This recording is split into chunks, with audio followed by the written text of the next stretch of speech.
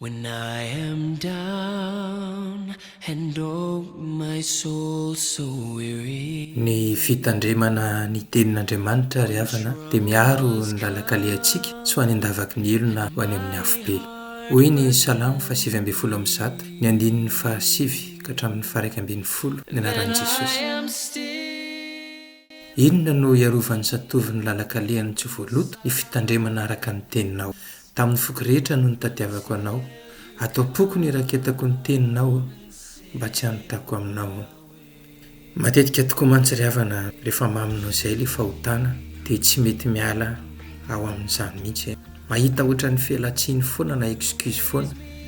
Raisina amin'izany ohatra hoe ny fisotrotoka hozy ianao tsy hitako izay maharatsy azy rehefa tsy manao adalana fotsiny, ary tsy manana eritreritra hoe hiova amin'izay ianao fa izay foana dia ny faranao zany dia any amin'ny fahaverezana.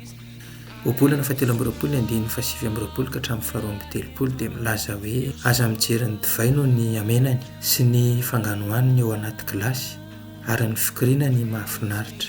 Fa amin'ny farany dia anaikitra toy ny bibilava izy, ary anindrona toy ny menarana. Amen. Anaikitra toy ny bibilava io toka io, ary manindrona toy ny menarana io toka io, io divay io. Izy tsy miteny hoe rehefa misotro be dia be izy.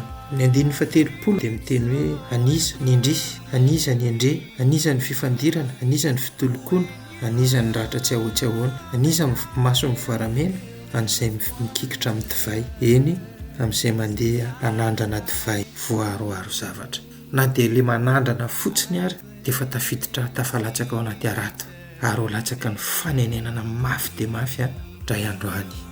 Rehefa mamaky ny tantaran'ny Adama sy Eva ao anaty baiboly nge ry havana dia ohatra ny mora amintsika mihitsy mitsikera hoe dia efa dala mihitsy koa nge le olona raha izany, ka na dia ny mahita fotsiny ary hoe menarana zao ary ve no miresaka aminao dia tsy efa rikoriko ve izany.